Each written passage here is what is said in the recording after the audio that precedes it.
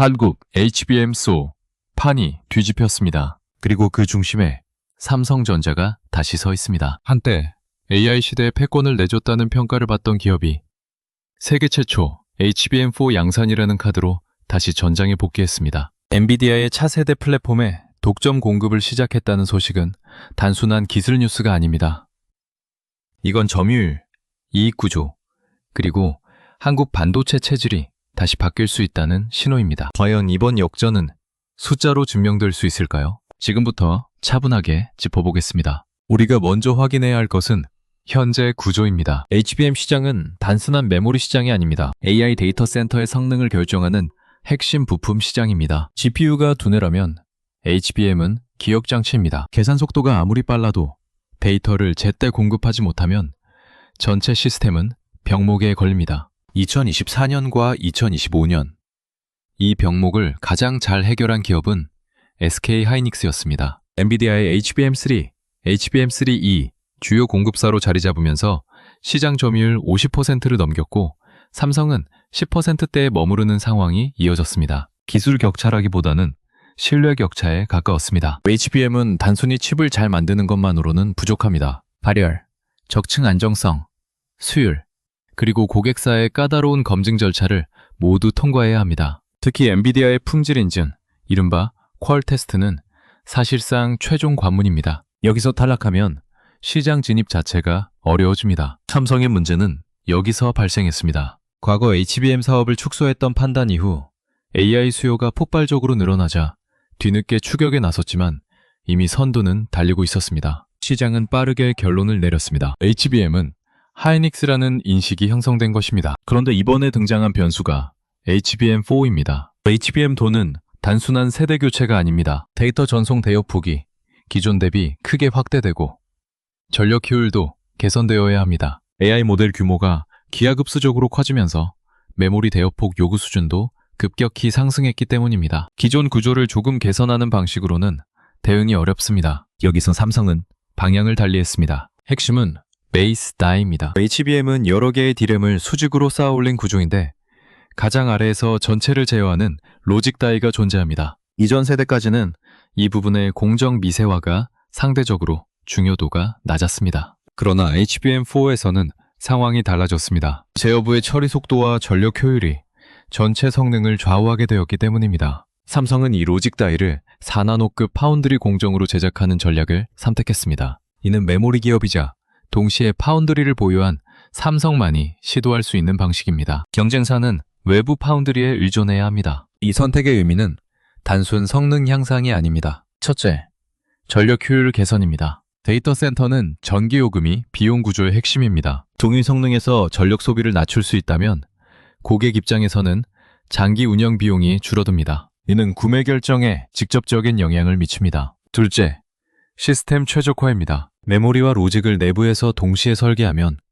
인터페이스 조정과 설계 변경이 빠릅니다. 고객 요구에 대한 대응 속도에서 차이가 발생합니다. 셋째, 협상 구조입니다. 단순한 부품 납품이 아니라 플랫폼 일부를 함께 설계하는 파트너가 될 수 있습니다. 이는 가격 협상과 장기 계약 조건에도 영향을 미칩니다. 이번 공급 소식이 시장을 흔든 이유는 바로 이 지점입니다. 단기적으로는 HBM4 매출 증가가 기대됩니다. 일부 증권사 전망에 따르면 삼성의 HBM 점유율은 30% 중반까지 확대될 가능성이 제기됩니다. 그러나 더 중요한 것은 중장기 구조입니다. 메모리 산업은 사이클 산업입니다. 가격이 오르면 공급이 늘고 공급이 늘면 가격이 조정됩니다. 하지만 AI용 고성능 메모리는 진입 장벽이 높습니다. 기술, 적층 노하우, 고객 검증 경험이 동시에 요구됩니다. 만약 삼성의 HBM4가 안정적인 수율을 유지하며 공급이 확대된다면 이는 단순 점유율 회복을 넘어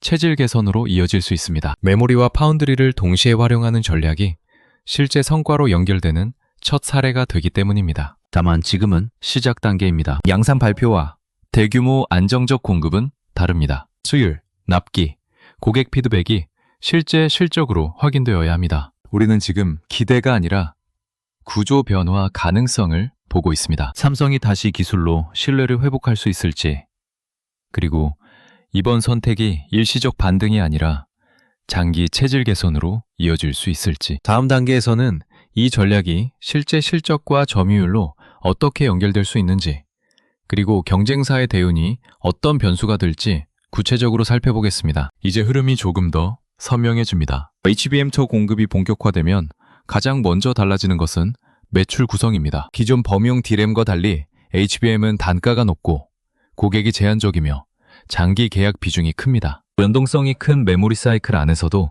상대적으로 안정적인 수익원을 형성할 수 있는 구조입니다. 현재 AI 데이터 센터 투자는 여전히 확대 국면에 있습니다. 생성형 AI 모델 규모는 매년 커지고 있고 연산량은 기하급수적으로 증가하고 있습니다. 이 과정에서 GPU 한 개당 탑재되는 HBM 용량도 빠르게 늘어나는 추세입니다. 칩 한 장의 가격이 아니라 시스템 전체의 구성비가 달라지고 있는 것입니다. 만약 삼성의 HBM4가 엔비디아의 차세대 플랫폼에 일정 비중 이상으로 탑재된다면 이는 단순 매출 증가를 넘어 ASP 평균 판매 단가 상승으로 이어질 가능성이 있습니다. 메모리 사업의 구조가 물량 중심에서 고부가 제품 중심으로 이동하는 신호가 될 수 있기 때문입니다. 여기서 중요한 변수는 수율 안정입니다. 4나노 로직 다이와 최신 D램 공정이 결합된 구조는 기술적으로 복잡합니다. 초기 수율이 낮다면 원가 부담이 커지고 기대했던 마진 개선 효과는 제한될 수 있습니다. 그러나 일정 수준 이상의 수율을 확보한다면 이야기는 달라집니다. 고단가 제품의 안정적 공급은 곧 영업이익률 개선으로 직결됩니다. 시장 역시 이 지점을 주목하고 있습니다. 최근 반도체 장비 발주와 평택 라인 증설 움직임은 단순 투자 확대가 아니라 HBM 중심 전환의 신호로 해석됩니다. 이는 삼성 내부에서도 우선순위가 명확해졌다는 의미입니다. 또 하나 주목할 부분은 협상 구조입니다. 엔비디아 입장에서도 공급선을 다변화하는 것은 리스크 관리 차원에서 중요합니다. 특정 기업 의존도가 높아질수록 공급 안정성 문제가 발생할 수 있기 때문입니다. 삼성이 기술 검증을 통과하고 일정 물량을 확보하게 되면 공급 막내 위치는 자연스럽게 상승합니다. 단순 2위가 아니라 전략적 파트너에 가까워질 수 있습니다. 이 과정에서 SK 하이닉스와의 경쟁은 소모전이라기보다 상호 압박 구조에 가깝습니다. 한쪽이 속도를 내면 다른 쪽도 기술 투자를 확대합니다. 그 결과 전체 기술 수준이 올라갑니다. 한국 기업 간 경쟁이 글로벌 시장 지배력을 강화하는 구조입니다. 결국 승부는 점유율 숫자 하나로 결정되지 않습니다. HBM2가 실제 매출과 이익으로 연결되고 그 흐름이 분기 실적에 반영될 때 시장은 체질 변화를 인정할 것입니다. 지금은 기대가 형성되는 구간입니다. 다음 단계에서는 이 경쟁이 장기적으로 어떤 리스크를 동반하는지, 그리고 변수는 무엇인지 짚어보겠습니다. 이제 시선을 조금 바꿔보겠습니다. HBM2 공급 소식이 긍정적인 신호인 것은 분명하지만 시장은 언제나 기대보다 냉정합니다. 기술 발표와 안정적 수익 구조는 다른 문제입니다. 첫 번째 변수는 양산 안정성입니다. HBM은 적층 구조 특성상 미세한 결함이 전체 수율에 영향을 줍니다. 특히 4나노 로직 다이와 최신 D램 공정이 결합된 구조는 설계 복잡도가 높습니다. 초기 생산 단계에서 수율이 기대에 못 미칠 경우 원가 부담이 커지고 공급 일정이 흔들릴 수 있습니다. 엔비디아 같은 고객은 성능뿐 아니라 납기 안정성을 중요하게 봅니다. 일정 차질이 발생하면 공급 비중은 빠르게 조정될 수 있습니다. 두 번째 변수는 경쟁사의 대응입니다. SK 하이닉스는 이미 HBM3와 HBM3E에서 검증된 공급사입니다. 고객 신뢰가 쌓여 있고 기존 플랫폼과의 호환성에서도 강점을 가지고 있습니다. 설령 HBM4 초반 경쟁에서 격차가 발생하더라도 기술 개선 속도는 매우 빠릅니다. 반도체 산업에서 6개월은 긴 시간입니다. 하이닉스가 차세대 제품을 통해 격차를 좁힌다면 점유율은 다시 재편될 수 있습니다. 세 번째는 글로벌 수요 사이클입니다. AI 데이터 센터 투자가 확대되고 있지만 이는 거시 환경에 영향을 받습니다. 금리, 경기 둔화, 클라우드 기업들의 캐펙스 조정이 발생하면 메모리 수요는 예상보다 빠르게 둔화될 수 있습니다. 고부가 제품이라 하더라도 수요 자체가 위축되면 가격 협상력은 약화됩니다.